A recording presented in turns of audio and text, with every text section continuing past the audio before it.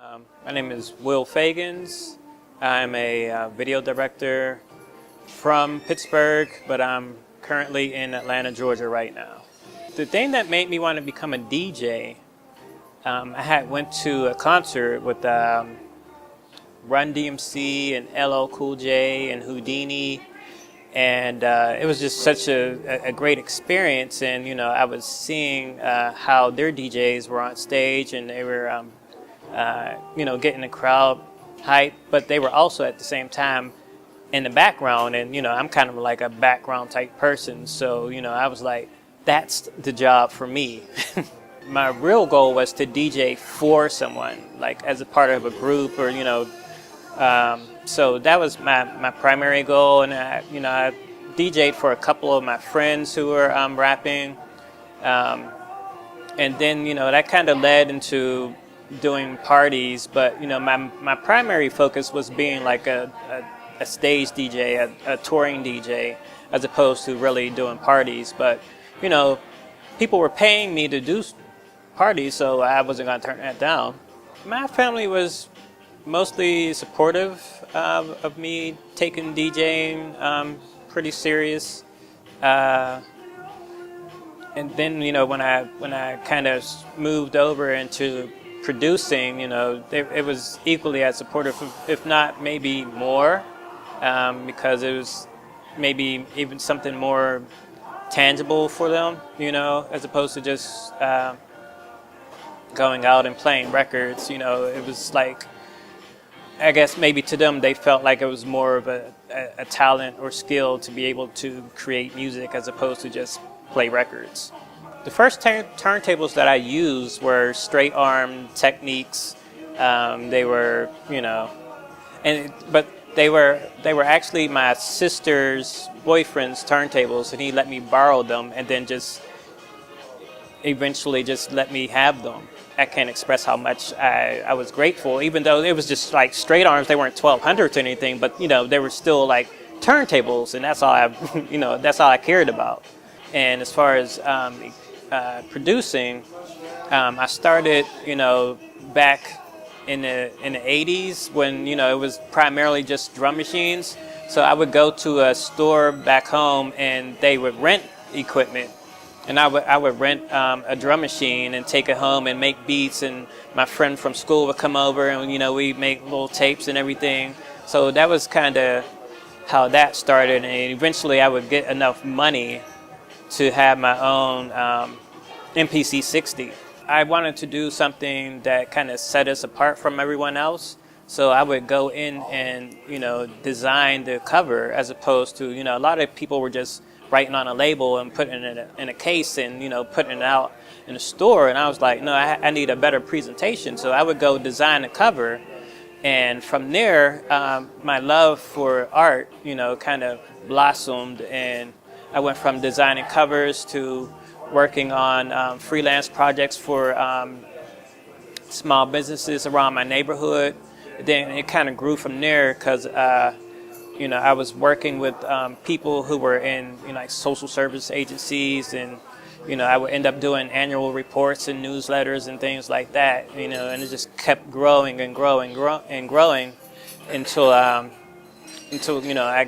kind of ventured and started doing the more multimedia type stuff. The artists that I do support now remind me of different aspects of the artists that I grew up listening to, and that I grew up and started to like. Whether it's the versatility, the delivery, the lyrical content. That's primarily what I'm drawn to.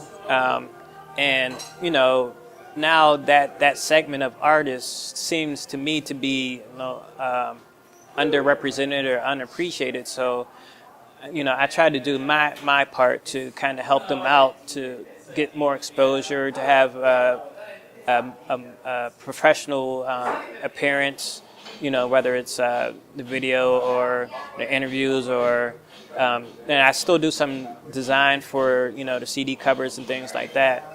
The biggest thing would be that when I moved down to Atlanta, had the same, preconception that most people have about Atlanta music, that it was all one sort of artist.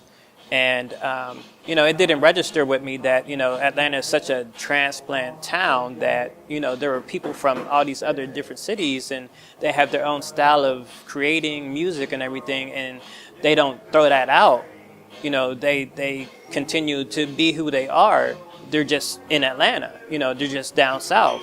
So I would say the biggest thing for me was just like realizing that, this hip hop community that, I didn't think existed, that, other people don't think exists like right now, is here. And again, that's part of the reason why I do the things that I do, to kind of help them get exposure. And, for all the people who are complaining about, hip hop being dead, et cetera, and so on, like, it's here. You just have to look for it.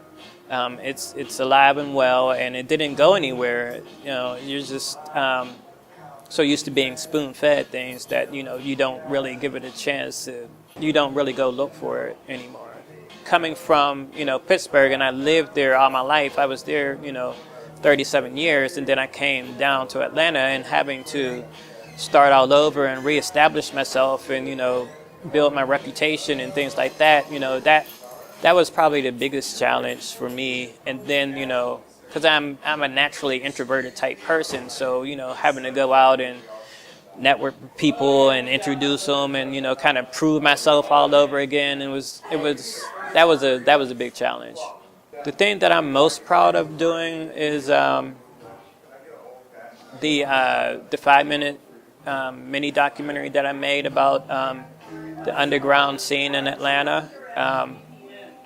And I'm proud of that, not just because it won, the awards from the contest, but it was, it shined a light on a lot of people that, may not have had that chance.